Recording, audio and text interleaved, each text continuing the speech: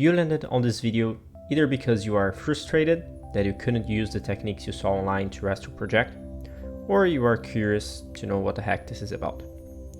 By the end of this video, I hope you are motivated to do more, and even more curious because now you learned something that you can actually use. My goal here is to be as straightforward as possible without relying on mysticism. That being said, I will use occult and mystical symbology and language sometimes to help me explain stuff. Maybe the first thing to clarify is why learn it? Well, we do live in a game or simulation, and there are 4 goals to it. The first goal is to remember that you are in a game. So if this didn't go through your head, congrats, you passed through the first goal. Then the next step is knowing how to leave this game, which is one of the things that astral projection will help you with. Third goal would be achieving what you came here to do.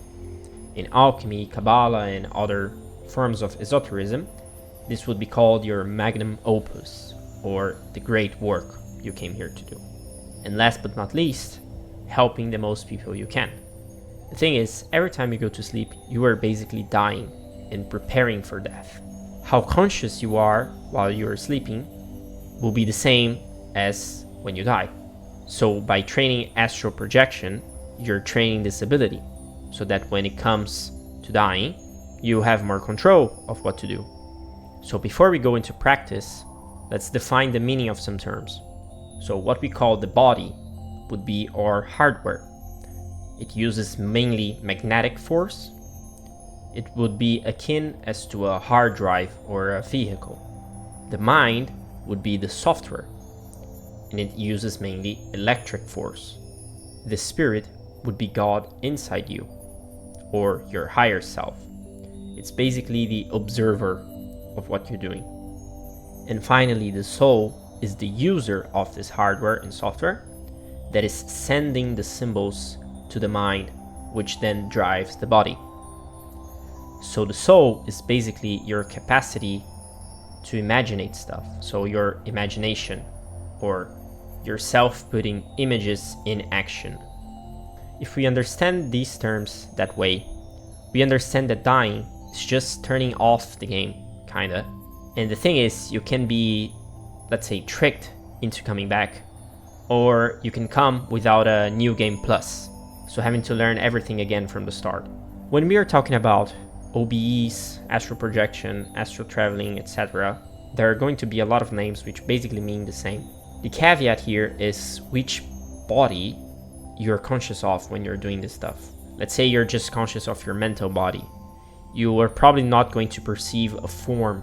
So then different people will have different terms. Also, if you're using old knowledge, you are going to probably meet people using symbols that would relate to their age. So things like having a chariot and having cords, for example. We can have a more modern view by saying that we have lasers between our body and our spiritual bodies, for example, which would be the same as saying that you have a USB cable between the body you have right here and the body that has the controller. Now that you understand a bit better, let's project. You can do it with your eyes open, but for beginners, it's easy with them closed.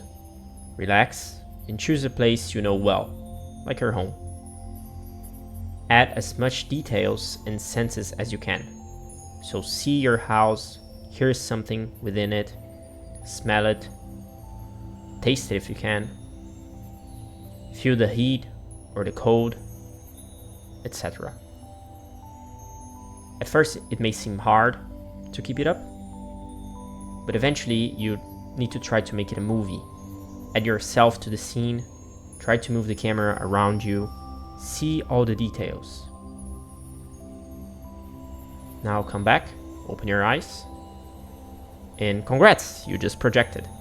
Tell me in the comments how it went. If you're not impressed thinking, was that it? Remember that the quality of the experience is directly correlated to your body, mind, spirit, and soul. So if you want better experiences, let's get to practice and use all we can. First thing you gotta focus on is taking care and be more conscious of your different bodies. So for the material body, you need good health, you need to go to the gym, actually use your body, being aware of all the organs, all the muscles you have. Then you gotta do some energy work, which there's a lot of videos about it. If you want one from me, let me know. But basically meaning seeing energy balls coming through your body, perceiving what people can call chakras or energy centers, hearing them, seeing them, etc. Then you gotta make sure your emotions are in check, so working those out the way you can. Making mental efforts as well, so using the logical part of your brain so that you are more aware of your mental bodies. And then finally, improving all your senses. So if you can visualize well, train that. If you can't hear things well, train that, and so on. Smelling, everything. The more aware you are in the day or when you are awake, the more you'll be when you're sleeping.